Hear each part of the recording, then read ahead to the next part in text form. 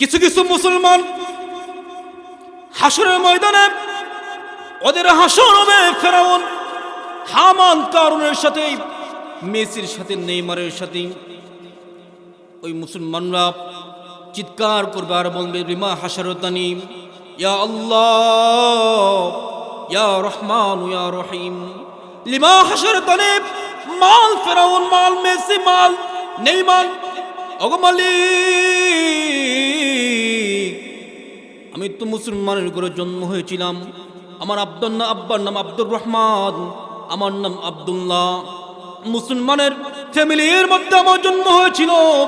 ওগো আল্লাহ, আমি তো দেখতেছি আজকে হাসরের মাঠে আমার আশেপাশে কেউ নাই।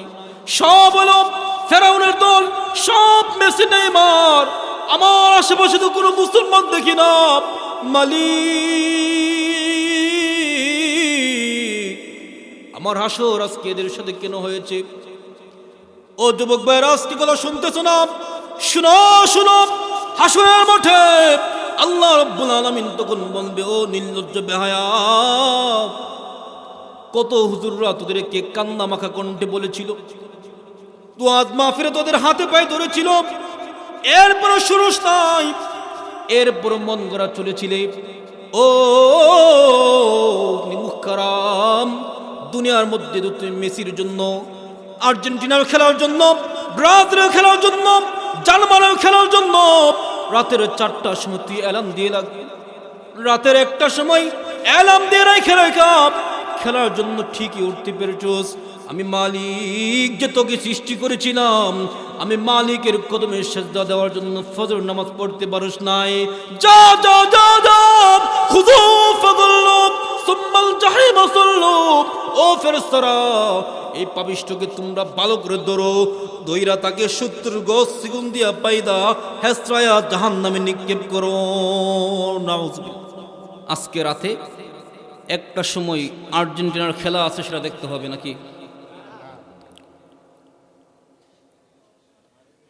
কাজটা হচ্ছে ফাত্তাবিউনি, হে নবী আপনি বলে দিন ওরা যেন আমি রাসূলকে অনুকরণ করে। সুবহানাল্লাহ। হে নবী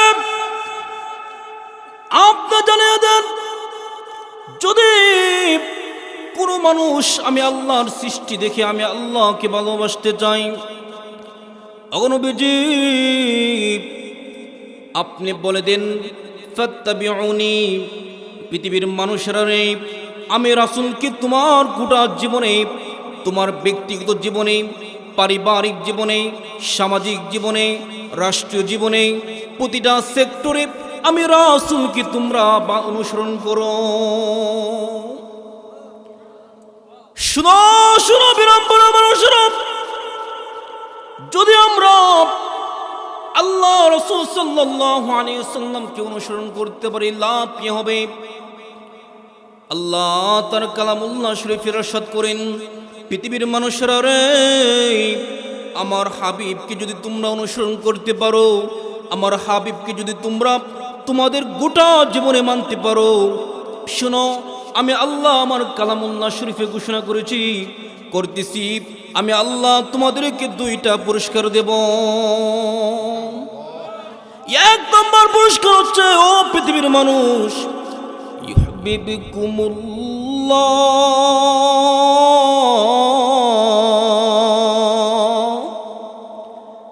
তোমরা যদি আমি রাসূলকে মানতে পারো, আমি রাসূলকে অনুসরণ করতে পারো, আল্লাহ রাব্বুল আলামিন স্বয়ং তোমাদেরকে মহব্বত করবে।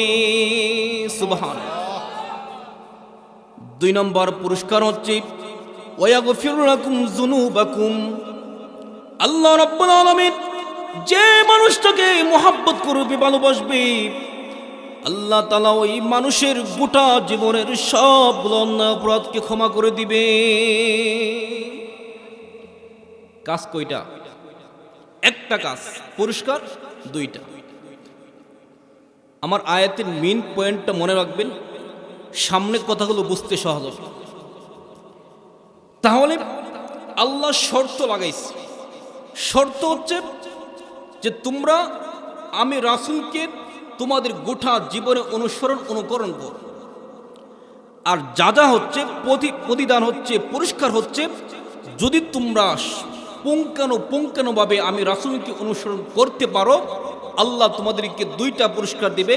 এক নম্বর পুরস্কার হচ্ছে স্বয়ং আল্লাহ তোমাকে ভালোবাসবে, আর দুই নম্বর পুরস্কার হচ্ছে আল্লাহ তোমাকে ভালোবাসবে আর তোমার গায়ের মধ্যে গুনাহের মতো ময়লা থাকবে। এটা হতে পারে না। আল্লাহ তোমাদের জিন্দেগির সব গুনাহকে মাফ করে দেবে। এখন আমাদের জীবনের প্রতিটা কাজ হতে হবে রাসূলের সুন্নত তরিকায়। আল্লাহর কাছে ওই আমলটাই গ্রহণযোগ্য যেই আমলটা রাসূলের সুন্নত তরিকায় হয়। ফজরের পরে, সূর্য উদয়ের পরে 2 রাকাত নামাজ, এই নামাজকে কি বলে? মাশাআল্লাহ, কি নামাজ? ইশরাক নামাজ। গত কয়েকদিন আগে 23 তারিখে ময়মনসিংহ প্রোগ্রাম ছিল, তো এখানে বলতেছি 2 রাকাত নামাজ কি বলে? একজন বলেছে তারা হুজুর আওয়াবিন নামাজ। কি নামাজ? হে বাচ্চারা, শুক্রবার নামাজই পড়ে না তো আওয়াবিন নামাজ তো মনে করবো। এই 2 রাকাত নামাজ যদি কেউ পড়ে, আল্লাহর হাবিব বলেন আল্লাহ তাআলা তার আমল নামায় একটা উমরা হজ এবং একটা কবুলি হজের সওয়াব দান করবে। সুবহানাল্লাহ। ভাইরা আমার, ঈদের দিন নবী পাকের এক সাহাবী মসজিদে নববীর মধ্যে বসে বসে ফজরের পর থেকে আল্লাহর জিকির করতেছে। জিকির আজকার সব কিছু শেষ, সূর্য উদয় হয়ে গেছে। উদয় হওয়ার সাথে সাথে উনি 2 রাকাত ইশরাক নামাজ পড়া আরম্ভ করে দিয়েছে। ওই দিক দিয়ে নবী পাকের সাহাবী হযরত আলী রাদিয়াল্লাহু তাআলা আনহু, উনি ওই সাহাবীর পিছনে অনেকক্ষণ যাবত দাঁড়িয়ে আছে। সাহাবী নামাজ শেষ করবে আর তাকে পাকড়াও করবে। যেই মাত্র নবী পাকের সাহাবী 2 রাকাত নামাজ পড়ে শেষ করলো, হযরত আলী বলেন, সাহাবী রে, কিসের নামাজ তুমি পড়েছো রে সাহাবী? সাহাবী বললেন, আলী, আপনি কি জানেন না আমি তো এই মুহূর্তে ইশরাকের নামাজ পড়েছি? হযরত আলী বলেন, না না না সাহাবী, তুমি সওয়াবের আশা করতে পারো না, তোমার এই নামাজে কোনো সওয়াব হয় নাই। বলে, কেন আলী? আপনি কি জানেন না আল্লাহ রাসূল ঘোষণা করেছেন আমার যে উম্মত ফজরের নামাজের পরে, সূর্য উদয়ের পরে ইশরাক নামাজ পড়বে 2 রাকাত, আল্লাহ রাব্বুল আলামিন তার আমল নামায় একটা কবুলি হজের আর একটা উমরা হজের সওয়াব দান করবেন। আলী রে, আপনি কেন একথা বলতেছেন? নামাজ কেন পড়েছি? হযরত আলী বলেন, সব ঠিক আছে সাহাবী, আমার রাসূল আবার নিষেধ করেছেন 2 ঈদের দিন ইশরাক নামাজ পড়া যাবে না। সুবহানাল্লাহ। তুমি আশা করছো সওয়াব, কিন্তু তোমার সওয়াব হবে না, কারণ রাসূলের তরিকা নাই। ঠিক তদ্রূপভাবে 2 রাকাত নফল নামাজ পড়লে মালিক বড় খুশি হয়ে যায়, কিন্তু আসরের পর থেকে নিয়ে মাগরিবের আগ পর্যন্ত যে কোনো ধরনের নফল নামাজ পড়া আল্লাহ রাসূলের তরিকায় নাই। আপনি যদি রাসূলের সুন্নতের বাইরে আপনি 2 রাকাত নফল নামাজ পড়েন, বিন্দু পরিমাণ কোনো সওয়াব পাবেন না। মুসলমানের বিবাহ শাদী, যদি মুসলমানের বিবাহ শাদী মসজিদের মধ্যে হয়, সুন্নত তরিকায় হয়, গেট জার বাতি এগুলো না থাকে, না থাকা যদি সুন্নত তরিকায় বিবাহ শাদী হয়, সরকার দু জাহান বলেন এই বিবাহের মধ্যে বরকতার সওয়াব রয়েছে। কিন্তু লক্ষ্য করুন, আপনি বিরামপুরের হাজীবাড়ি থেকে নিয়ে চকবাজার পর্যন্ত রাইটিং করেছেন, গেটটা নিয়েছেন, এটা রাসূলের তরিকাই নাই। এই সব টাকা পয়সা আপনার বিন্দু পরিমাণ কোনো সওয়াব হবে না। কথা বুঝছেন তো? আমাদের জীবনের প্রত্যেকটা কাজ হতে হবে কার তরিকা? না খাজা বাবার? অনেক ফির আছে দেখবেন, মাশাআল্লাহ, আপনি মরিদ হোসেন যাইয়া একটা কাগজ দিয়েছেন, দেখবেন কিছু বাপ সাপলে মুরিদ আছে, মুরিদ আসবো, জি জি হুজুর, জি জি জি, কলম দিয়ে দিলে করেছে, সুন্দর করে দেখবেন বাপ সাপনে লিখবো, আজকে থেকে তোমার নামাজ রোজা কিছুই লাগবে না। নাও, আমাদের ব্রাহ্মণবাড়িয়া নাই মনে হয়, ব্রাহ্মণবাড়িয়া আছে? সুবহানাল্লাহ। মুহতারাম হাজিরিন, এই সমস্ত বন্ড যাদের মধ্যে পর্দা নাই, রাসূলের তরিকা নাই, এই সমস্ত বন্ড গজ মূর্খদের মুরিদ আপনি হতে পারেন, বিন্দু পরিমাণ আপনার কোনো লাভ হবে না। আমাদের জীবনের প্রত্যেকটা কাজ হতে হবে একমাত্র কার তরিকায়? জোরে বলেন, আল্লাহ রাসূলের তরিকায়। রাসূল যেভাবে হাঁটতেন, ইজা মাশা তাকাফফা কান্নামা ইয়াতাহাত্তারু আনহু, রাসূল যখন হাঁটতেন তো জমিন দিয়ে যখন হাঁটতেন তখন নবীজি একটু জুইকে হাঁটতেন, বুককে টান করে হাঁটতেন না। আমি যদি আমাকে সেভাবে হাঁটতে হবে। রাসূলের বাথরুমে ঢোকার সময় বলতেন আল্লাহুম্মা ইন্নী আউযু বিকা মিনাল খুবুসি ওয়াল খাবাইস, এই দোয়া পরে রাসূল বাথরুমের ভিতরে যাইতেন। আমি আপনিও যদি এই দোয়া এভাবে পড়ব, আমি আবার বাথরুম শেষ, রাসূল সাল্লাল্লাহু আলাইহি ওয়াসাল্লাম ডান পা দিয়ে বের হতেন, গুফরানাকা আলহামদুলিল্লাহিল্লাযী আযহাবা আনিল আযা ওয়া আফানি, এই দোয়াটা পড়তেন। আমি আপনি এই কাজটা করছি, সরকারের দু জাহান বলেন ও আমার উম্মত, যতক্ষণ তুমি বাথরুমের টয়লেটে ছিলা ততক্ষণ তোমার আমল নামায় আল্লাহর ফেরেশতা নেক রেখেছেন। সুবহানাল্লাহ। ভাইরা আমার, রাসূলকে কিভাবে অনুসরণ করতে হবে? আরবের মধ্যে একজন যুবক ছিল, যেই যুবকের নাম ছিল মুসআব ইবনে উমাইর রাদিয়াল্লাহু তাআলা আনহু। বড় ধনী বাবার ছেলে ছিল, টাকা পয়সার কোনো অভাব ছিল না, দামি দামি আতর ব্যবহার করতেন, জুতা পরতেন। ওই নবীর সাহাবী মুসআব ইবনে উমাইর তখনও মুসলমান হন নাই, বড় সুন্দর চেহারা অধিকারী ছিল, দামি দামি আতর ব্যবহার করত। মুসআব ইবনে উমাইর এমন দামি আতর ব্যবহার করতেন, মুহাদ্দিসিনে কেরামগণ বলেন কয়েক মাইল এরিয়া পর্যন্ত মুসআবের আতরের গ্রাম ছড়াইতো। আল্লাহর নবী বিশ্বনবী বলেন, ও মুসআব, তুমি আমি রাসূলের প্রতি মানানো ইসলাম ধর্ম গ্রহণ করে ফেলো। মুসআব রে, তোমার এই টাকা পয়সা তোমার বিন্দু পরিমাণের কোনো লাভ হবে না। মুসআব রে, তুমি যদি ঈমান আনো আল্লাহ তাআলা তোমার জন্য জান্নাতের ব্যবস্থা করবে। আমার পানার বাইরে লক্ষ্য করুন, এই নবীর কথা শোনার সাথে সাথে নবী পাকের ওই কথার মাধ্যমে আরবের এই সুন্দর যুবক মুসআব ইবনে উমাইর রাদিয়াল্লাহু তাআলা নবীর চেহারার দিকে তাকিয়ে আছেন। আল্লাহু আকবার, আল্লাহু আকবার। নবী পাকের সুন্দর চেহারার দিকে যখন তাকিয়ে আছেন, মুসআব ইবনে উমাইর বলেন, পৃথিবীর মানুষেরা রে, আমি কেমন যেন তাকায়া দেখতেছি, আমার রাসূলের পুরা পুরা চেহারা থেকে নূর জলমল করে টপকায় পড়তেছে। সাথে সাথে নবীর সাহাবী বললেন, আল্লাহর নবী গো, আর দেরি করিয়েন না, এই মুহূর্তে আমাকে কালিমা পড়াইয়া মুসলমান বানায়া দেন। মুসআব ইবনে উমাইর রাসূলের দরবার থেকে চলে গেলেন, সুজা বাড়ির মধ্যে চলে গেলেন, যাইয়া বলতেছেন, আম্মা, আব্বা, আমার চাচা, আমার ভাইরা কোথায়? আমি আজকে হৃদয়ের মধ্যে এমন একটা শান্তি অনুভব করতেছি, খুদা কি কসম, আমি এত শান্তি জিন্দেগিতে কখনো পাই না। বলে কেন, কি হয়েছে তোমার? বলে আমি আজকে আল্লাহ রাসূল সাল্লাল্লাহু আলাইহি ওয়াসাল্লামের হাতে হাত রেখে কালিমা পড়ে মুসলমান হয়ে গেছি। মুসআব ইবনে উমাইরের আব্বা ছিল কাফের, আম্মা ছিল কাফের, তার চাচাও ছিল কাফের, তার ভাইও ছিল কাফের। নবী পাক একদিন বসে আছে, আমি যেমন আপনাদের সামনে কথা বলতেছি, আল্লাহ রাসূল সাহাবীদেরকে নিয়ে কথা বলতেছেন। হঠাৎ করে সাহাবীরা তাকিয়ে দেখে নবীজির চোখ দিয়ে অজুর জোরে পানি পড়তেছে। সাহাবীরা বলেন, ইয়া রাসূলুল্লাহ, ইয়া হাবিবাল্লাহ, নবীজি গো,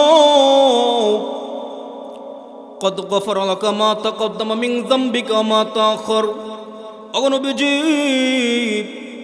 আল্লাহ তো আপনার সামনে এবং পিছনে সব গুনাহকে ক্ষমা করে দিয়েছেন, আপনার চোখ দিয়ে পানি পড়ে কেন? আল্লাহ রাসূল সাল্লাল্লাহু আলাইহি ওয়াসাল্লাম এর কান্না আরো বেড়ে গেলেন। নবীজি বলতেছেন, সাহাবীরা রে, আমি কাঁদবো না, তাকায়া দেখো, তোমাদের পিছনের দিকে তাকায়া দেখো। সাহাবীরা লক্ষ্য করলেন একজন সুন্দর সুস্থির যুবক একবার হাঁটতেছে, আবার পড়ে যাইতেছে, শরীরটা বড় দুর্বল, হাঁটতে পারতেছে না। সাহাবীরা তাকায় দেখি যুবকের শরীরের মধ্যে কাপড় বলতে কিছু নাই। এই যুবকে একটা সালার শট পরে রাসূলের দিকে আসতেছে।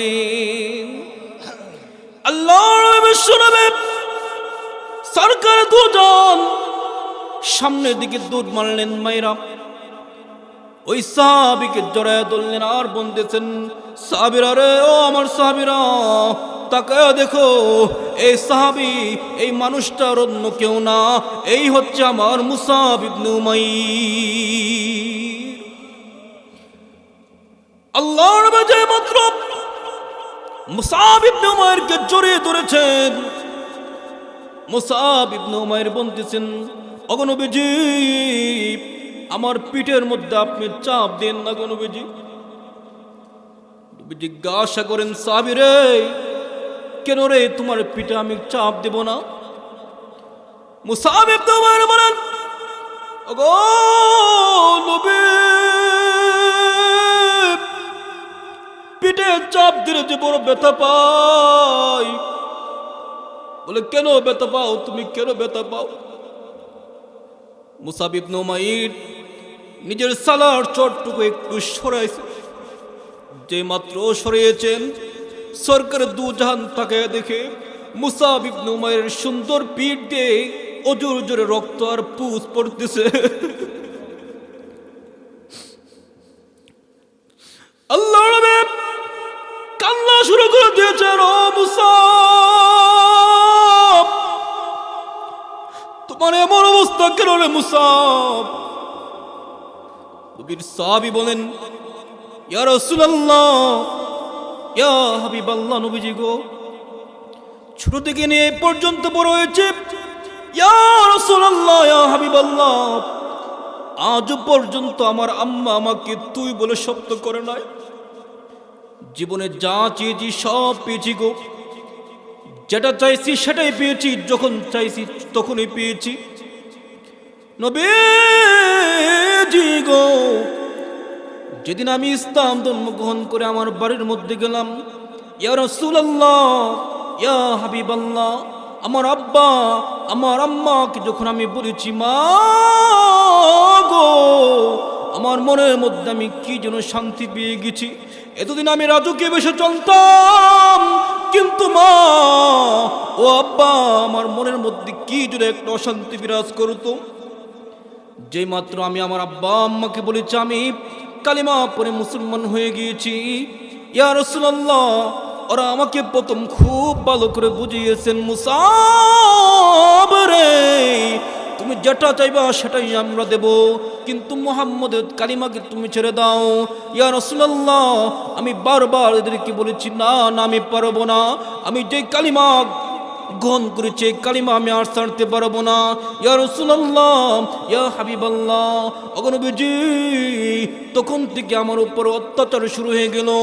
আমার আব্বা আমার আম্মা আমার ভাই এসে আমাকে রাতের পর রাত বেত্রাঘাত করতো গো নবীজি। আজকে 15 দিন হয়ে গেছে, ইয়া রাসূলুল্লাহ, 15 দিনের মধ্যে আমাকে এক বেলা খাবারও দেই না। এই 15 দিনের মাথায় আমার চাচা এসে বলতেছেন, মুসাব, এখনো সুযোগ আছে রে মুসাব, তোমার যে অবস্থা দেখতেছি মনে হয় তুমি আর দুনিয়ার মধ্যে বাঁচবে না। মুসাব রে, এখনো সুযোগ আছে রে মুসাব, তুমি তোমার ধর্মকে ছেড়ে দিয়ে আমাদের ধর্মের মধ্যে এসে পড়ো। ওগো নবীজি, আমি স্পষ্ট ভাষায় বলেছি, ও আমার আব্বা ও আমার চাচা, খোদার কসম করে বলি, আমাকে শুধু মার চাবুক দিয়ে আঘাত করো কেন গো, আমাকে যদি কাইটা টুকরা টুকরা করে ফেলো, আমি যে ইসলাম ধর্ম গ্রহণ করেছি এই ইসলাম ধর্ম আমি ছাড়ব না। মুহতারাম হাজির, নবী পাকের ভালোবাসা, ইসলামের প্রতি ভালোবাসা সাহাবীদের এই পরিমাণ ছিল, রাসূলের জন্য জীবন দিয়ে দিয়েছে। রাসূলের ডাক যখন আসছে তখনই চলে গেছে। বহু সাহাবী আছে যারা নতুন বিবাহ শাদী করেছে, বশরত করেছে, গোসল দেওয়ার টাইম পায় না, নবীর ডাক আসছে চলে গেছে যুদ্ধের ময়দানে শহীদ হয়েছে। এক মহিলা একদিন নবীজির দরবারে একটা দুধের 2 মাসের বাচ্চা নিয়ে নবীজির দরবারে উপস্থিত হয়েছেন। উপস্থিত এই জন্য হয়েছেন, এই মহিলা জানতে পেরেছিল আজকে সকালবেলা আমি ঘোষণা শুনেছি হাইয়া আলাল জিহাদ, আছো কেউ নবীর প্রেমিক, নবী পাক নিজের যুদ্ধে অংশগ্রহণ করবে, কে আছো রে, আসো যুদ্ধের ময়দানে আসো। এই এলান শুনিয়া মহিলা দুধের বাচ্চা নিয়ে দূর শুরু করছেন নবীজির দরবারে। নবীজির দরবারে যায় বলতেছেন, ইয়া রাসূলুল্লাহ, ইয়া হাবিবাল্লাহ, ওগো নবীজি, আপনার দরবারে আমার 2 মাসের একটা শিশু বাচ্চাকে নিয়ে আসছে। নবী পাক বলেন, ও মহিলা সাহাবী, এই 2 মাসের বাচ্চা দিয়ে আমি কি করব? মহিলা সাহাবী বললেন, ইয়া রাসূলুল্লাহ, গত যুদ্ধে আমার স্বামী দ্বীনের জন্য, ইসলামের জন্য যুদ্ধের ময়দানে শহীদ হয়ে গিয়েছি গো, আমার আর কোনো উপযুক্ত ছেলে নাই, আমি নিজেও তো মহিলা হওয়ার কারণে যুদ্ধের ময়দানে অংশগ্রহণ করতে পারবো না, কিন্তু ইয়া রাসূলুল্লাহ, আমার পুঁজি একটাই আছে, সেটাই হচ্ছে আমার এই 2 মাসের শিশু বাচ্চা। নবী গো, আপনার জন্য আমি নিয়ে এসেছি 2 মাসের বাচ্চা। নবী পাক বলেন, মা,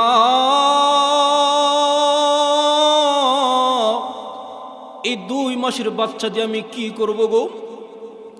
নবীর সাহাবী মহিলা বলেন, ইয়া রাসূলুল্লাহ, যুদ্ধের ময়দানে যেদিক দিকে তীর আসবে আমার সন্তানের বুকটাকে আপনি পেতে দিবেন গো, আমার সন্তানের বুক তীরের আঘাতে খণ্ড খণ্ড হতে পারে, আপনার গায়ে কাফেরদের পক্ষ থেকে একটা দুলির আঘাত লাগবে, এটা আমি মহিলা সহ্য করতে পারবো না। নিয়ে যান আমার 2 মাসের বাচ্চা। দেখেন তো ভাই, ওরা কেমন ছিল, আজকে আমরা কেমন হয়েছি। কেন ভাই, ও যুবক ভাইরা, তুমি কি ভুলে গেছো? তোমার মধ্যে কি এমন একটা জিনিস আসে না, একটা চিন্তা চেতনা আসে না, নবীর সাহাবীরা কেমন ছিল, আজকে আমার জীবনটা কেমন যেমন করতেছে। আপনি দেখেন বাজারের মধ্যে যুবকের অভাব নাই, সব যুবক আজকে জোরে পড়তে গিয়ে রেডি, ঘুমটুম সবকিছু সেরে আজকে আর্জেন্টিনার খেলা দেখবে। নাউজুবিল্লাহ। ও ভাই, কাকে কথাগুলো আমরা বুঝাবো? কাকে বুঝাবো এই দুঃখগুলো? কাদেরকে বুঝাবো?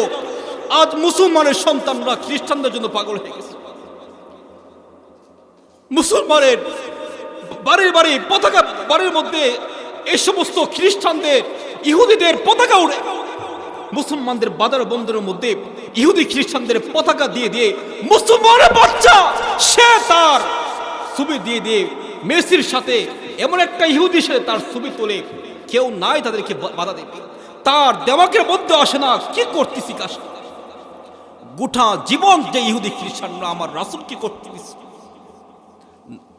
মক্কার মধ্যে থাকতে দেয় নাই, আপন জন্মস্থানের মধ্যে থাকতে দেয় নাই, চাঁদেরকে আজকে আমরা আইডল বানিয়েছি। ও যুবক, তুমি আজকে কেন এমন হয়ে গেলা ভাই? তুমি কেন এমন হয়ে গেলা? দুঃখগুলো আমরা কাকে বোঝাবো? কত ওয়াজ মাহফিল বলি, কেউ শুনে না, ওরা ওদের গতিতে চলতেছি। ভাইরে, আল্লাহ রাসূলের সামনে তোমার জবাবটা কি হবে? যেই মেসি তোমরা দেখো, তাকে দেখবা তার এক হাতের মধ্যে এক চুক রেখা আছে না ভাই? এই চুক দ্বারা কি বোঝায়? ওরা দাজ্জালের অনুসারী। ওরা 24 ঘন্টা চেষ্টা করে তোমাকে আমাকে শেষ করার জন্য। তোমার কি মনে নাই মায়ানমারে দেখো দুধের বাচ্চাকে ওরা নিয়ে ফুটবল খেলছে। মুসলমানের বাচ্চা, মুসলমানের মা বোনের ইজ্জত লুণ্ঠন করেছে।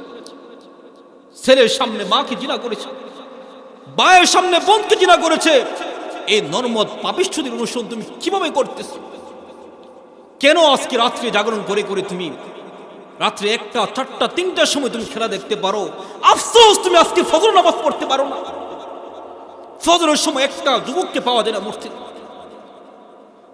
কত জায়গায় শোনা যায় প্রধান বক্তা ওয়াজ করে গত কয়েকদিন আগে ব্রাজিলেরা খেলা গিয়েছে। আফসোস আফসোস থাকে ওয়াজ মাহফিলে আজকে মানুষ নাই, বাজারে বন্দরে বন্দরে ঠিকই মানুষ আছে। ও যুবক, তুমি আজকে এত নির্লজ্জ কেন হইলে? তুমি এত বেহায়া কেন হইলা? আরে তোমার মধ্যে কি এটুকু চেতনা আসে না? তোমার মধ্যে কি এটুকু চেতনা আসে না?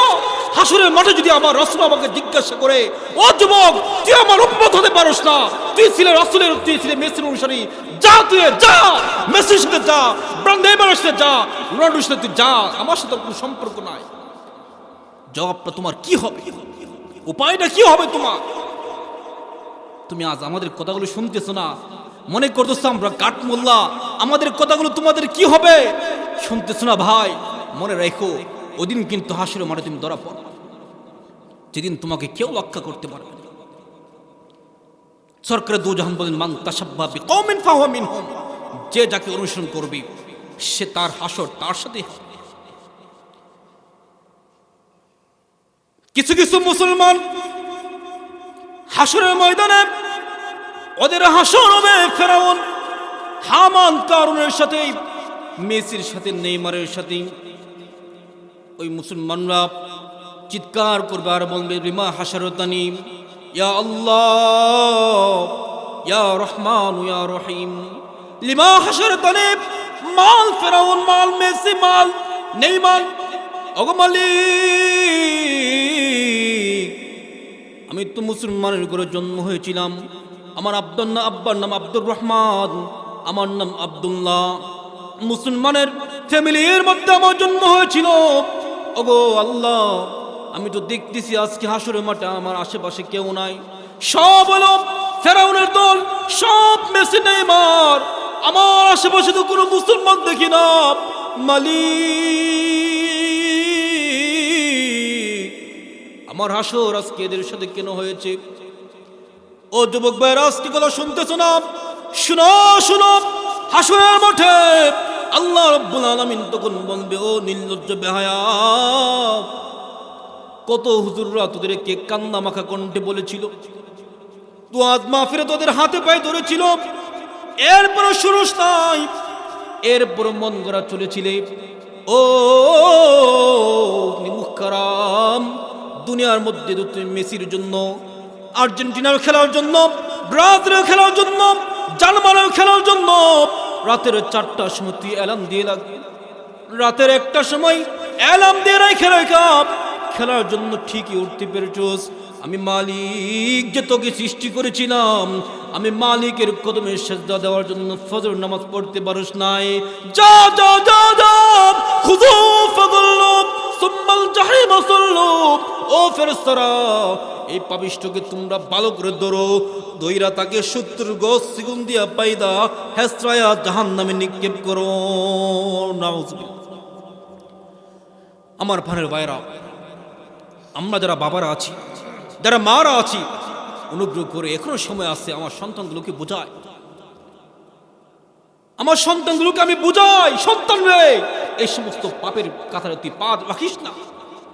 সারা রাত কি রাত যুবক আজকে ফেসবুক ইন্টারনেটে তার জীবন কাটা দিচ্ছে। একটা বাবা, বহুত বাবা দেখা যায় ফজর নামাজের সময় আসে মসজিদে আগে আগে, সন্তানকে ডাক দেয় না, ভয় পায়। বহু ঘরের মধ্যে আছে, আপনারা আমার কথা অ্যাকসেপ্ট করেন বা না করেন, আমার জানা মতে বাংলাদেশের মধ্যে 99% ফ্যামিলি এমন আছে যারা সন্তান দিয়ে, ছেলে সন্তান দিয়ে বর্তমানে শান্তিতে নাই। ঠিক কিনা কথা? আপনার ঠিক বললেও ঠিক, না বললেও ঠিক, এটাই বাস্তবতা। দেখি তো আমরা, বাবা না তার গোলাম সে হিসাব করে। জন্মদাতা বাবা যে সে, এই জিনিসটা হিসাব করার টাইম যুবকদের কাছে নাই। মাকে মা সন্তান, কিছু সন্তান আছে ঘরে আসলে থরথর করে মা কাঁপে। কাঁপো কেন? কাঁপো কেন আজকে? এ দুষ্ট তোমার, এই খুনি তুমি। তুমি তোমার সন্তানকে বাড়িয়েছো, তুমি তোমার সন্তানকে দিনের শিক্ষা দাও নাই। শিক্ষা দিয়েছো আর্জেন্টিনা আর ব্রাজিল শিক্ষা দিয়েছো। তুমি তুমি পারছো, তোমার সন্তান যখন আর্জেন্টিনা জার্সি লাগায়া তোমার ঘরে আসে, পারো না তুমি মা হয়ে টানটা ছিঁড়ে ফেলতে গেঞ্জিটাকে? সন্তানকে কিছু বলে না, বলে হুজুর বয়স তো এখনো হয় না, এখনো বয়স হয় নাই। হ্যাঁ বয়স হয় নাই, মনে রাখেন এই অশান্তির, এই দেশ অশান্তির এক নম্বর কারণ আজকে গার্জিয়ান। আল্লাহ রাসূল বলেন, আল্লাহ কুল্লুকুম রাইন ও কুল্লুকুম মাসউলুন আন রাইয়াতিহি। সাবধান, জেনে রাখো তোমরা প্রত্যেকেই কিন্তু দায়িত্বশীল, আর হাসরের মাঠে তোমাদের প্রত্যেককে তোমাদের দায়িত্ব সম্পর্কে জিজ্ঞাসা করা হবে। তোর সামনে তোর সন্তান দাড়িগুলো কাইটা রাসূলের কলিজার মধ্যে আঘাত দিয়া তোর ঘরে আসছিল কিভাবে, জিজ্ঞাসা করবে তোমাকে। তুই ফজরের সময় নামাজে যাইতে, তোর সন্তানটা ঘরে শুয়ে থাকতো, তুই তো আমার রাসূলের হুকুম তো ছিল 10 বছর বয়সে তাকে আঘাত কর, 8 বছর 7 বছর বয়সে তাকে আদেশ করো, আর 10 বছর বয়সে তাকে লাঠি দিয়ে আঘাত করো। আজকে বুড়া বুড়া সন্তানগুলো নামাজে আসে না, আপনার খবর নাই, আপনি নামাজি হয়ে গেছে। মুহতারাম হাজিরিন, আপনাদের কাছে অনুগ্রহ বলতেছি, আপনাদের পায়ে পড়ে বলতেছি, সময় এখনো আছে। সন্তানগুলো ব্যাপারে আপনার সোচ্চার হন। সে রাতের 12টার সময় আপনার ঘরে কেন আসবে? কি কাজ তার বাজারের মধ্যে? আপনি ঘরের মধ্যে শুয়ে আছেন, আপনার সন্তানটা রাতের 1টার সময় কেন আসবে? আপনি তাকে জিজ্ঞাসা করেন, 1টার সময় তোর কি কাজ ছিল? এই সন্তানের মোবাইলে কি দেখে? আজকে 8 বছর 9 বছরের সন্তানের হাতে বাবা আউশ করে মোবাইল দেয়। জানেন আপনি মোবাইল এই ছেলেগুলোকে কি করতেছে? আল্লাহ রস্তে বলতেছে, ভাই আপনাদের গ্রামের সন্তান হিসাবে আমাদের উলামা গ্রামের কথাগুলো আপনাদের তিতা মনে হবে, কিন্তু মনে রেখেন আসমানের নিচে জমিনের উপরে আলেমদের মতো কল্যাণময় মানুষ আর দুনিয়াতে কেউ নাই। ওরাই একমাত্র চাবে আপনাকে জাহান্নাম থেকে মুক্তি করার জন্য। আপনার দুষ্ট বন্ধুরা, ফাসিক ফুজ্জাররা, ওরা চাবে আপনাকে জাহান্নামে নেওয়ার জন্য। আর কোনো হক্কানি আলেমের সামনে কোনো মুসলমান জাহান্নামের দিকে আগ বাড়বে, এ আলেম সহ্য করতে পারবে না। আলেমকে আপনার জুতা মারলেও এ আলেম হক কথাগুলো বলবে। কারণ আলেম জানে একটা সন্তানের যদি ফোড়া হয়, এই ফোড়াকে অপারেশন করতে সন্তান দেয় না, চিৎকার মারে, রাতে মারে, মাকে রাতে মারে, বাবাকে রাতে মারে, ডাক্তারকে রাতে মারে। প্রকৃত বাবা ভালো করে টাচ করে ধরে, মা ধরে ঠেঙ্গের মধ্যে, বাবা ধরে হাতের মধ্যে, কেউ ধরে মাথার মধ্যে, অপারেশন কইরা সারে। জানে যদি এই অপারেশন না করে এই ফোড়া একদিন ক্যান্সারের রূপ ধারণ করবে। আমরা উলামা কেরামও দেখতেছি, ও মুসলমানরা, ও মুসলমান যুবকেরা, তোমরা আজকে ইহুদি খ্রিস্টানদের অনুসারী হইয়া তোমরা আজকে নামাজ না পড়া, রোজা না রেখা, ফেসবুক ইন্টারনেট তোমাদের জীবন শেষ করে তোমাদের ইমানের মধ্যে ক্যান্সার শুরু হয়েছিল আমরা দেখতেছি। আমাদের উচিত তোমরা আমাদেরকে সালাম দিবা না। জানি তোমাদের বিরুদ্ধে, সুদের বিরুদ্ধে কথা বললে আর সালাম পাবো না। জানি যুবকদের এই সমস্ত বিষয়ে আলোচনা করলে যুবক আর সালাম দিবে না, আমাকে আর দাওয়াত দিবে না কোনো মিটিং মিছিলে মাহফিলে। আমরা এই কথাগুলো জানি, জানার পরে আমাদেরকে বলতে হয়। এজন্য তুমি আমাকে খারাপ মনে করতে পারো, তুমি আলেমকে কাঠমোলা বলে গালি দিতে পারো, তুমি আলেমকে টুন্না মনে বলতে পারো। আলেম জানে তোমাকে যদি এই বিষয়ে চিকিৎসা না করে ইমানের মধ্যে ক্যান্সার হয়ে তুমি জাহান্নামে যাইবে। কথা ঠিক কিনা? আপনাদের কাছে এই জন্য আল্লাহর রাস্তে বলতেছি, আমার সন্তানকে রাসূলের আদর্শ শিখাই, আমার সন্তানগুলোকে আমি দিন শিক্ষা দেই। আপনি আজ পর্যন্ত কোনো আলেম একথা বলে নাই যে আপনি সন্তানগুলোকে স্কুলে পড়েন না। অবশ্যই পড়াবেন। মুসলমানের সন্তান ডাক্তার হওয়ার দরকার আছে, ইঞ্জিনিয়ার হওয়ার দরকার আছে, বড় বড় এমবিবিএস ডাক্তার হওয়ার অবশ্যই প্রয়োজন আছে। না হলে ইহুদি খ্রিস্টানরা এগুলো দখল করবে। আপনার সন্তানকে অবশ্যই স্কুলে পড়াবেন, অবশ্যই কলেজে পড়াবেন, কোনো সমস্যা নাই। তবে যদি আপনার সন্তান স্কুলে পড়ার কারণে জাহান্নামী হয়ে যায়, স্কুলে পড়ে তার মুখে দাড়ি নাই, তার মধ্যে লেবাস নাই, সুন্নতি লেবাস নাই, এমন সন্তানকে আপনি অবশ্যই স্কুল থেকে প্রতিহত করবেন। যে সন্তান 10 বছর বয়সে মেয়ে চিনে ফেলে, প্রেম শিখে ফেলে, এই সন্তানকে আপনি অবশ্যই স্কুল থেকে অ্যাভয়েড করবেন। পারেন 4টা সন্তান, একটা সন্তানকে মাদ্রাসায় দেন, যেন আপনি দুনিয়া থেকে বিদায় হওয়ার পরে আপনার কবরে দাঁড়ায় সে সূরা ইয়াসিন পড়তে পারে। আপনার জানাজা নামাজটা পড়তে পারে, সন্তানকে পারেন না আপনার নাতিকে দেন। কিন্তু এমন জীবন করেন না, সন্তানের যে জীবন, সন্তান ইস্কো দিছেন মুসলমানের সন্তান আজকে মাথার মধ্যে এমন কাটিং দেয় মনে হয় যে মেরাচ্ছে তাকে খারাপ মনে হয়।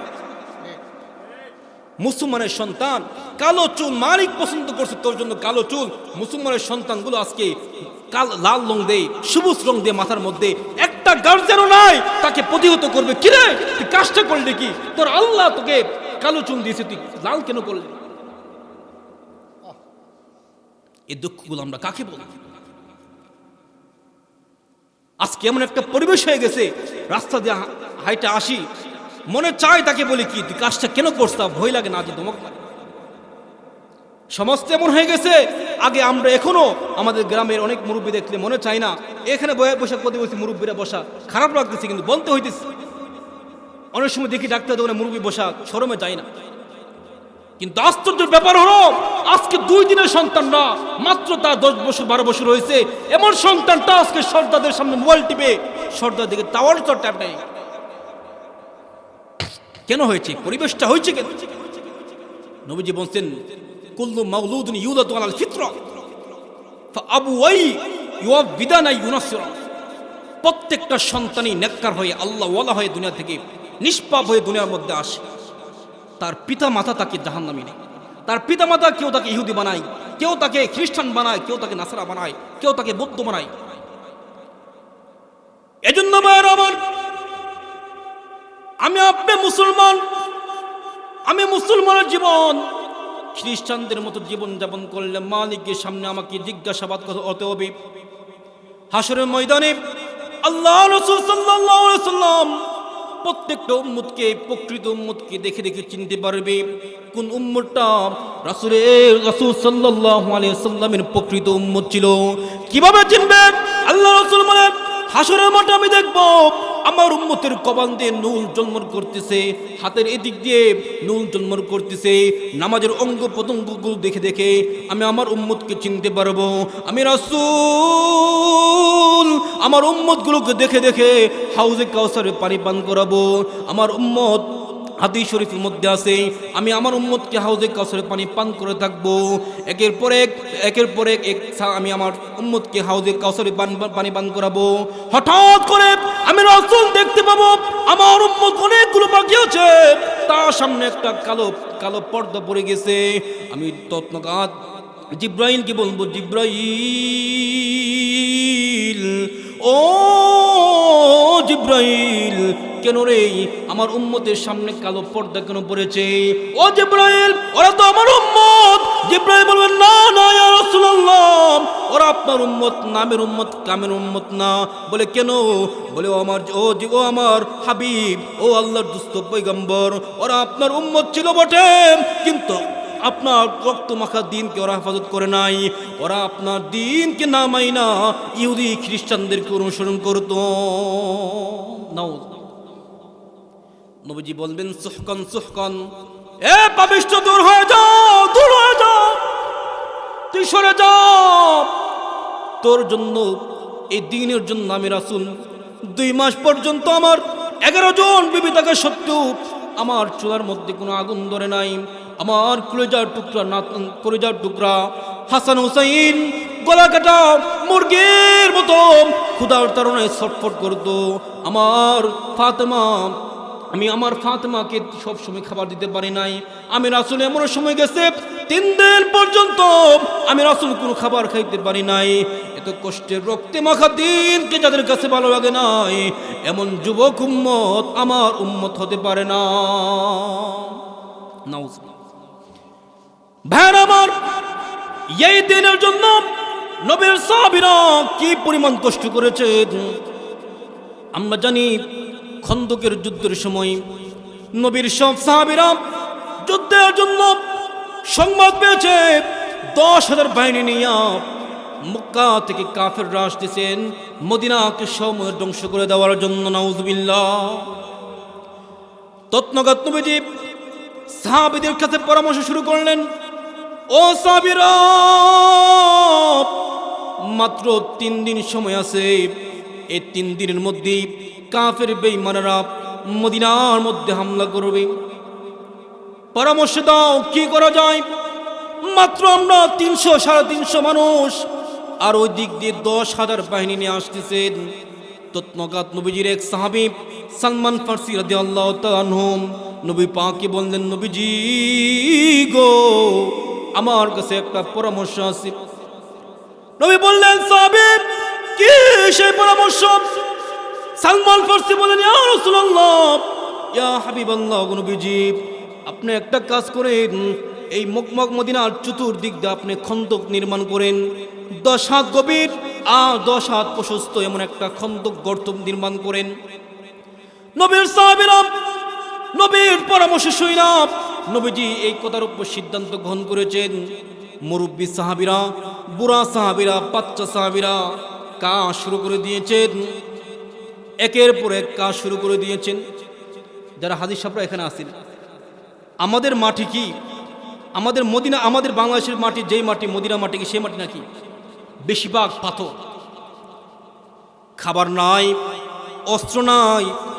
নবীর হুকুমে, নবীকে ভালোবাসা, ইসলামকে ভালোবাসা নবীর সাহাবীরা কাজ শুরু করে দিয়েছেন। আল্লাহু আকবার, আল্লাহু আকবার। এমন একটা সময় এসেছে নবীর সাহাবীরা ক্ষুধার তাড়নায় এই যে কুদালটা হাতের মধ্যে নিয়ে পিছন দিক দিয়ে মারছে, পিছন দিক দিয়ে পড়ে গেছে, শক্তি আর নাই, সামনে মারবে একটা পাতিকে আলগি দিবে এই পরিমাণ শক্তি আর নাই। কারণ 3 দিন পর্যন্ত না খায়, রাত্র দিন 24 ঘন্টা ইসলামের জন্য নবীর সাহাবীরা কাজ শুরু করে দিয়েছেন। হঠাৎ করে কিছু সাহাবী পরামর্শ করলেন, ও নবীর সাহাবীরা, আর পারতেছি না, আর সহ্য হইতেছে না, চলো রে রাসূলের দরবারে যাই, দেখি রাসূলের কাছে কোনো হাদিয়া আসছে কিনা। ওলাউ কানাত তামারন, যদি একটা খেজুর হয়, একটা খেজুর খাইয়া কমাস কম যেন আমরা জীবনটা বাঁচাইতে পারি, চলো না রাসূলের দরবারে চলো। নবীর কয়েকজন সাহাবী ক্ষুধার তাড়নায় একবার হাটে পড়ে যায়, আরেকজন দৌড়ে দৌড়ে তোলে। এমন দুর্বল অবস্থায় নবীর সাহাবীরা যাইয়া নবীজির দরবারে উপস্থিত হয়েছেন। নবীর সাহাবীরা তাকে দেখে যেই রাসূলের কাছে হাদিয়ার জন্য আসছে, সেই রাসূলের মাথার মধ্যে পাথি, সেই রাসূল কুদাল দিয়ে কাজ করতেছে। নবীর সাহাবীরা যাইয়া নবীজিকে কিছু বলবে, তাকে দেখে নবীজির চেহারাটা একেবারে শুকিয়ে আছে। নবীর সাহাবীরা বললেন, ওগো নবীজি, বড় ক্ষুধার যন্ত্রণায় আমরা জীবন যাপন করতেছি গো নবীজি। নবীজি গো, আর পারতেছি না, ইয়া রাসূলুল্লাহ, ইয়া হাবিবাল্লাহ, ওগো নবীজি আপনার কাছে আসছে, আপনার দরবারে কোনো হাদিয়া আসছে কিনা। নবী গো, একটা খেজুর খায় যদি একটা গ্লাস পানি খাই, শরীরের মধ্যে শক্তি পাবো। নবীজি গো, আর পারতেছি না, আমাদের জন্য খাবারের ব্যবস্থা করেন। নবীজি তাকে দেখেন, বুড়া বুড়া সাহাবীরা, এদের পেটের চামড়া গ্রুপ পিঠের সাথে রাইগা গেছে। আল্লাহর হাবিব এই সাহাবীদেরকে কি বলবে? গত কয়েক বছর মাত্র হয়েছে নবীর এই সাহাবীরা মক্কা ছেড়ে মদিনার মধ্যে আসছে, নিজের বাড়িঘরের সব কিছু ছাইরা, কোটি কোটি টাকার সম্পদ সব ছাইরা, যেই সাহাবীরা বিশাল অট্টালিকায় বাস করতেন, খাবারের কোনো অভাব ছিল না, এমন সাহাবীরা আজকে আমার দরবারে আসছে ক্ষুধার তাড়নায়, এদের পেটের চামড়াগুলো পিঠের সাথে লেগে গেছে। নবী পাক সাহাবীদেরকে মুখে কিছু বলে নাই। ও বিরাম পরে বাইরা, দেখো নবী কি কষ্ট করেছে, সাহাবীরা দ্বীনের জন্য কি কষ্ট করেছিল। আজকে তুমি দ্বীনকে অবহেলায়, তুমি দ্বীনকে খেলায় খেলায় তুমি শেষ করতেছো। তুমি মনে করতেছো হাসরের মাঠে জিজ্ঞাসাবাদ হবে না। মনে রেখো, মনে রেখো, মনে রেখো, এই হাসরের মাঠে সাহাবীরা, যে সাহাবীরা ক্ষুধার তাড়নায়, যে সাহাবীদের পেটের চামড়াগুলো পেটের সাথে লেগে গেছিল, এই সাহাবীরা কিন্তু তোমাদেরকে পাকড়াও করো। নবী পাক সাহাবীদেরকে কি বলবে, কোনো ভাষা ছিল না। নবী পাক সাহাবীদেরকে মুখে কিছু না বইলা নবীর শরীরের মধ্যে একটা পাঞ্জাবি ছিল। এই পাঞ্জাবিটুকু আস্তে আস্তে করে নবীজির পেট থেকে পাঞ্জাবিরা সরাইছে। যেই মাত্র সরিয়েছেন, সাহাবীরা তাকে দেখে রাহমাতুল লিল আলামিন উনার পেটের চামড়াগুলো পিঠের সাথে লেগে গেছে। নবীজির পেটের মধ্যে একটা দুইটা না তিনটা পাথর বাঁধা। সাহাবীরা বললেন, ওগো নবীজি, আপনার পেটের মধ্যে পাথর বাঁধা কেন গো নবীজি? নবী পাক বলেন, সাহাবীরা রে, তোমরা যেমন আজকে 3 দিন পর্যন্ত খাবার খাও না, আমি রাসূল আজকে 3 দিন পর্যন্ত কোনো খাবার নাই।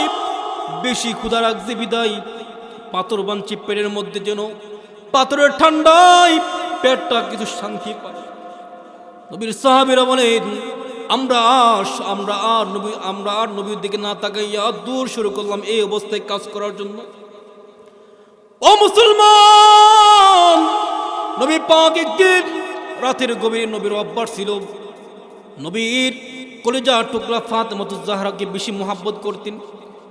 আল্লাহ রাসূল সাল্লাল্লাহু আলাইহি ওয়াসাল্লাম একদিন গভীর রাতে ফাতেমার দরবারে গেলেন, যায়া দরজার মধ্যে ঠুকে দিয়েছেন, ফাতেমা, ইয়া ফাতেমা তু ইগরাকিল বাব, ফাতেমা রে দরজা খুলো, দরজা খুলো। নবী পাক প্রথম ডাকি, আল্লাহ রাসূলের কলিজার টুকরা ফাতেমাতুজ জাহরা সব সময় প্রথম ডাকি দরজা খুলে ফেলতুম। নবী পাক প্রথম ডাক দিয়েছেন, দরজা খুলে নাই। আবার ডাক দিয়েছেন, ইয়া ফাতেমা তু ইগরাকিল বাব, ফাতেমা রে দরজা খুলো, আমি তোমার বাবা আসছি তোমাকে দেখার জন্য। ফাতেমা, জানো তোমাকে না দেখলে যে আমার শান্তি লাগে না রে ফাতেমা, তুমি ছোট সময় তোমার মাকে হারিয়ে ফেলেছ। ও ফাতেমা, তোমার ব্যাপারে আমার আল্লাহ ঘোষণা করেছে, আল ফাতেমাতু সাইয়্যিদাতুন নিসাঈ আহলিল জান্নাহ। এ মুহাম্মদ আরবি, আমার বন্ধু, আপনার ফাতেমা জান্নাতি সমস্ত রমণীদের সর্দারনি হবে, সুবহানাল্লাহ। ও ফাতেমা, তোমাকে যে আমি বড় মোহাব্বত করি, ভালোবাসি। ফাতেমা রে, তোমার বাবা আসছি, দরজাটা একটু খুলো না। তৃতীয়বার ডাক দিছেন, ফাতেমা দরজা খুলে না। আল্লাহ রাসূল সাল্লাল্লাহু আলাইহি ওয়াসাল্লাম আবার বললেন, ফাতেমা, ও ফাতেমা দরজা কেন খুলতেছো না? ফাতেমাতুজ জাহরা বলেন, আব্বা জান, ও আব্বা, প্রথমে আপনার ডাক শুনতে পেরেছি। আব্বা, আপনি যখন প্রথম আমাকে ডাক দিয়েছেন সেই ডাকটা আমি শুনেছি। বাবা গো, আজ পর্যন্ত কোনোদিন আপনার ডাক মিস হয় নাই, সাথে সাথে দরজা খুলেছি। ও আব্বা, আজকে দরজা খুলবে এমন কোনো পরিবেশ আমার কাছে নাই। নবী বললেন, ফাতেমা, কি হয়েছে তোমার, কি হয়েছে রে ফাতেমা, পরিবেশ কেন নাই? ফাতেমাতুজ জাহরা বলেন, ও বাপ, আপনার সামনে যে আমি আসবো এমন একটা কাপড় আমার গায়ের মধ্যে নাই। আল্লাহু আকবার, আল্লাহু আকবার। ও মুসলমানেরা, নবীর কলিজার টুকরা কন্যা হওয়া সত্ত্বেও তার গায়ের মধ্যে কাপড় থাকে না। প্রায় সময় রাসূল রাতের বেলা ফাতেমাতুজ জাহরার ঘরে যাইতেন, যায় দেখেন হাসান হোসেন একবার বিছানায় গড় দেয়, আবার উঠে আবার দাঁড়ায়। জিজ্ঞাসা করতো, মারে আমার এই কলিজার টুকরা নাতিগুলো এমন কেন করতেছি? ফাতেমাতুজ জাহরা বলতেন, ইয়া রাসূলুল্লাহ, ইয়া হাবিবাল্লাহ, আব্বাজান, আমার এই নিষ্পাপ বাচ্চাগুলো ক্ষুধার যন্ত্রণায় এমন করে, আমার পানের বেড়া বড় কষ্ট করে এই দিন আমরা পেয়েছি। নবীর সাহাবীরা খায়া না খাইয়া নিজের সন্তানকে কুরবান কইরা নিজের জীবনের বুকের তাজা রক্ত দিয়া এই ইসলামকে আজ পর্যন্ত আমাদের মাঝে পৌঁছেছে। ও মুসলমানেরা, হাসরের মাঠে যদি সরকারের দূত জাহান আপনাকে জিজ্ঞাসা করে, আমার সাহাবীরা রক্ত দিয়েছে, জীবন দিয়েছে, কেন রে তুমি পারো না ইসলামকে ঠিক রাখার জন্য? কি জবাব হবে আমাদের? নারে তাকবীর, নারে তাকবীর। আল্লাহু থেকে প্রতিজ্ঞা করব, এই বিরামপুরের ঐতিহাসিক তাফসীর মাহফিল থেকে আমরা প্রতিজ্ঞা করব, ওদের ভবিষ্যতে আমাদের সরকারের দুজাহান রহমাতুল্লিল আলামিনের বিরুদ্ধে যদি কোন নাস্তিক, কোন বেঈমান নবীজিকে ব্যঙ্গচিত্র করে, আমরা আমাদের জীবন বাজি রাইখা, আমরা আমাদের বুকের তাজা রক্ত দিয়ে হলো নবীর ইজ্জতের হেফাজত করব। পারবো তো ইনশাআল্লাহ? যদি কোন নাস্তিক, কোন বেঈমান, কোন ইহুদির এজেন্টার আমার রাসূলকে নিয়ে কটূক্তি করে, আমরা বিন সালাউদ্দিনের মতো, রাসূলের সাহাবীর মতো, ওমর ইবনে খাত্তাবের মতো, আমরা খালিদ বিন ওয়ালিদের মতো আল্লাহ রাসূল সাল্লাল্লাহু আলাইহি ওয়াসাল্লামের ইজ্জতকে রক্ষা করার জন্য ময়দানে দাপিয়ে পড়ব। পারবো তো ইনশাআল্লাহ? আজকে যদি আমার নেতাকে গালি দেই, সহ্য করি। আজকে আমার নেতাকে গালি দিলে, আমার আব্বাকে গালি দিয়ে আমি সহ্য করি না। ও মুসলমান, কত এই ইহুদি খ্রিস্টানরা আমার রাসূলকে নিয়ে ব্যঙ্গচিত্র করতেছে, আমার আল্লাহকে মানতেছে না, রাসূলকে বিভিন্ন প্রকারের কটূক্তি করতেছে। মুসলমান এরপরও এদের অনুসরণ করতেছে। পন্থীরা মুহতারাম হাজিরিন, এই দিন আমাদের মাঝে বহু কষ্টের মাধ্যমে আসছে। আল্লাহ নবীর এক সাহাবী নবী পাকের দরবারে আসছেন। নবী পাকের দরবারে আসার পরে আল্লাহ রাসূল সাল্লাল্লাহু আলাইহি ওয়াসাল্লাম তাকে দেখে, সাহাবীর শরীরের মধ্যে পরনে কোনো কাপড় নাই, কোনো মতে তার লজ্জাস্থানকে ঢেকে রাখছে। এমন অবস্থায় সাহাবীকে জিজ্ঞাসা করলেন, সাহাবী, ও সাহাবী, তোমার এমন অবস্থা কেন রে? সাহাবী বললেন, ইয়া রাসূলুল্লাহ, ইয়া হাবিবাল্লাহ, নবীজি, তাবুকের যুদ্ধের মধ্যে আমার যতগুলো আমার সম্পদ রয়েছে, সব সম্পদগুলো আমি আল্লাহর রাস্তায় দিয়ে দিয়েছি, মাত্র আমার 100 টাকার মতো একটা কাপড় আমি রেখেছি। সুবহানাল্লাহ। মুহতারাম হাজিরিন, ওয়াজ মাহফিল আপনি বহু শুনতেছেন, 4 দিন ব্যাপী, 7 দিন ব্যাপী, একদিন ব্যাপী বহু ওয়াজ মাহফিল হইতেছে। যদি আমরা ওয়াজ মাহফিলগুলো শুই না, এক কান দিয়ে শুনি আরেক কান্দার ঢুকাই, এক কান্দার শুই না আরেক কান্দা ছেড়ে দেই, কোনো লাভ হবে না। অনেক ভাই এমন আছে, ওয়াজ কি করছি এতক্ষণ, সকালবেলা কেউ বলতে পারে। আপনাদেরকে আল্লাহর রাস্তায় বলতেছি, এখনো সুযোগ আছে। কোনো মানুষ যদি আল্লাহর কাছে খাঁটি দিয়ে তওবা করে, হাজার অন্যায় অপরাধ করেছে, খাঁটি দিয়ে তওবা করে, তার যদি হাজার অন্যায় অপরাধ থাকে, আল্লাহ রাসূল বলেন, আল্লাহ রাসূল সাল্লাল্লাহু আলাইহি ওয়াসাল্লাম বলেন, আল্লাহ পাক হাদিসে কুদসিতে ইরশাদ ফরমিয়েছেন, আমার কোনো বান্দা যদি জীবনের অন্যায় অপরাধকে বুঝা আমি আল্লাহর কাছে কান্না শুরু করে, আমার বান্দার চোখের পানি নাকের ডগায় আসার আগে আগেই আমি আল্লাহ তার জীবনের সব গুনাহকে মাফ করে দিই। ভাইয়ের আমার, এই জন্য আপনার কাছে অনুরোধ করে বলতেছি, মা বোনেরা, ও আম্মা জানরা, আপনাদের কাছে অনুরোধ করে বলতেছি, এখনো সুচ্চার হন, আপনার সন্তানের ব্যাপারে আপনি সুচ্চার হন, সন্তানগুলোকে বানান। সাহাবীরা যেমন, নবীর সাহাবীরা, মহিলা সাহাবীরা যেমন তাদেরকে সন্তানগুলোকে তৈরি করেছিল যুদ্ধের জন্য, প্রায় মহিলারা ছিল এমন ছিল, সন্তানকে, দুধের বাচ্চাকে, 6 বছরের বাচ্চাকে নিয়ে যেত নবীজির দরবারে, ও নবী, আপনি আমার সন্তানকে নিয়ে যান, আপনার গায়ে যেন কোনো আঘাত না আসে, আমার সন্তান মরতে পারে, আমার সব কিছু চলে যেতে পারে, আপনার গায়ে যেন কোনো আঘাত না আসে। আমরা পারবো তো ইনশাআল্লাহ? আমাদের সন্তানগুলোকে পারবো তো ইনশাআল্লাহ? আজকে তুই প্রতিজ্ঞা করি, যাদেরকে আল্লাহ সন্তান দিয়েছে, এই সন্তানগুলোকে আমরা মানুষের মতো মানুষ করবো। পারবো তো ইনশাআল্লাহ?